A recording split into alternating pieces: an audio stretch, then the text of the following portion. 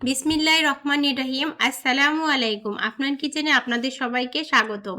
আজ দেখাবো cake পুডিংয়ের recipe. তাই প্রথমে আমি পুডিংটি তৈরি করে নেব। পুডিং তৈরি করার জন্য 1 লিটার দুধ ফুটিয়ে আধা লিটার করে নেব। এরপর এর সাথে মিশিয়ে নেব কিছুটা গুঁড়ো দুধ। গুঁড়ো দুধ মেশানোর পর একদম ঠান্ডা করে নেব। এখন 3টা ডিম ও চিনি ভালো মতো মিশিয়ে ঠান্ডা দুধটা ঢেলে দিয়ে দেব। ছাঁকনিতে দিয়ে ছেঁকে ভ্যানিলা এসেন্স মিশিয়ে পাশেই রেখে দেব।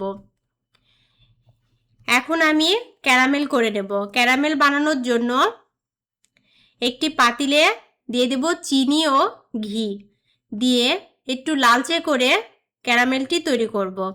ক্যারামেলটি বানানো হয়ে গেলে ক্যারামেলটি একটি বাটিতে সেট করে নেব।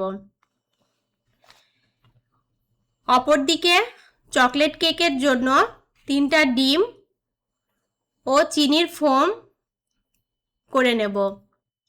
চিনির ফোম হয়ে আসলেই ভ্যানিলা এসেন্স মিশিয়ে শুকনো উপকরণগুলো মেশাবো। শুকনো উপকরণগুলো মেশানোর জন্য প্রথমে একটি ছাঁকনি বসিয়ে ছাঁকনিতে ময়দা, গুঁড়ো দুধ, cornflour, baking powder, cocoa powder চেলে ভালো মতো মিশিয়ে নেব।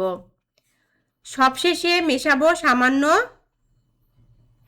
দুধ দিয়ে আবারও ভালো মতো মিশিয়ে রেডি করে নেব।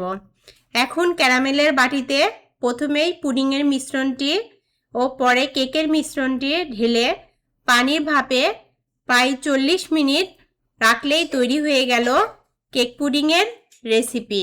এটা খেতে অসম্ভব মজার আর খুবই সুস্বাদু। আপনার কিচেনের সাথে থাকার জন্য অসংখ্য ধন্যবাদ। আল্লাহ হাফেজ।